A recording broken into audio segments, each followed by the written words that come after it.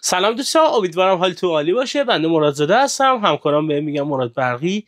با تست و بررسی محصولات روشنایی و الکتریک لاله‌زا خدمتتون رسیدیم. قبل از هر چیز ممنون میشم ما رو دنبال کنید، به دوستانتون معرفی کنید و با لایک و کامنت از ما حمایت کنید، چون ما اولین نفری هستیم که داریم وات واقعی، نور واقعی و اندازه و شکل واقعی محصولات رو خدمتتون ارائه میدیم. خب امروز هم خدمتتون رسیدیم با محصولی از محصولات برند ایرانمه، پنل‌های فول لایت روکار یا تمام نور برند ایرانمه مدل 48 وات. بریم که با هم دیگه نزدیک ببینیم چه وات واقعی داره، سایز بندیش چته، وزنش چقدره و در خصر هم تست نور بصریشو میزنم تو این تابلو شما ببینید. بریم که با هم دیگه اول از نزدیک این پنل‌های فول لایت رو ببینیم. دوستان بریم که با هم دیگه نزدیک ببینیم پنل‌های فول لایت رو. همونجوری که می‌بینید یه بسته‌بندی شیک و ترتمیزی داره. عرضم به خدمت شما که بذارید ببینم 4320 لومن به همون نوردهی میده و 90 لومن بر وات به همون نوردهی میده. این شکل ظاهریش، این ترانسش و این پایه‌ای که باید نصب بشه سقف یا دیوار، همونجوری که میبینید. این هم از این زاویه یه ترانس جداگونه داره و یه پایه برای نصب سقف یا دیوار یا هر جایی که دلتون میخواد. پیش رول پلاکش هم حتی گذاشته و 2 تا پیچ هم هست برای نصب این به ارزان به خدمت شما که سقف یا دیوار. دوستان خب دقت کنید ببینید، من اول این در بیارم.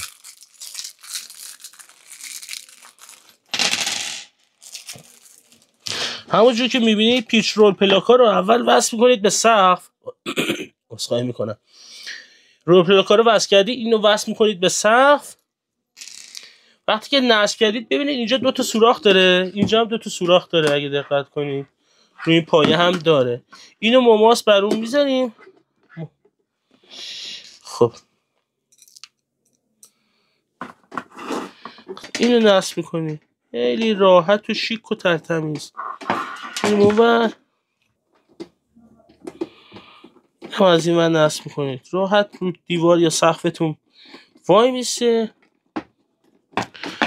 این هم ترانس داره، همینجوری نصب میشه به سقف یا دیوارتون، فرقی هم نمیکنه.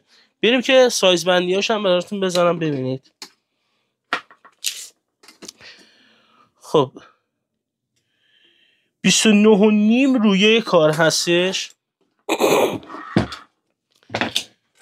ارتفاعش 2 سانت آلومینیومه، 2 سانت هم این دیفیوزر رویشه که کلا روشن میشه.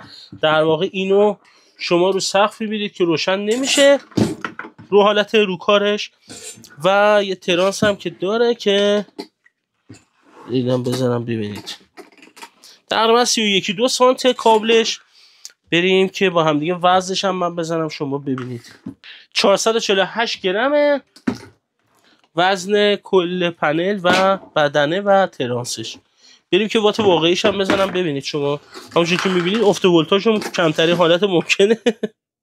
خب همونجوری که میبینید با ولتاژ 215 50 وات زده که تقریبا 53-4 وات واقعیه.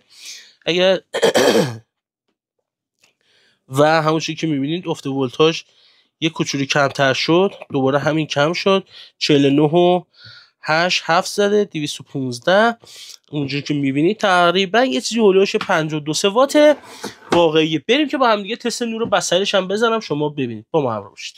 خب دوستان بریم که تست نور بصری این پنل های فول لایت 48 وات روکار یا تمام نور برند ایرانمه رو با هم دیگه ببینید. من چراغا رو خاموش میکنم.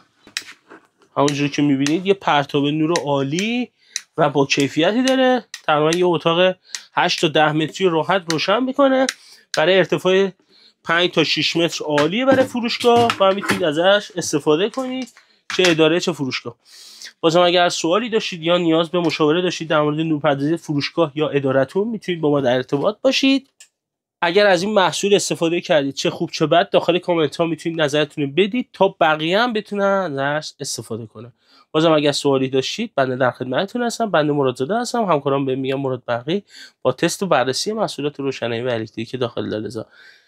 لایک و کامنت یادتون نره. ممنونم، نگاه گرمتون.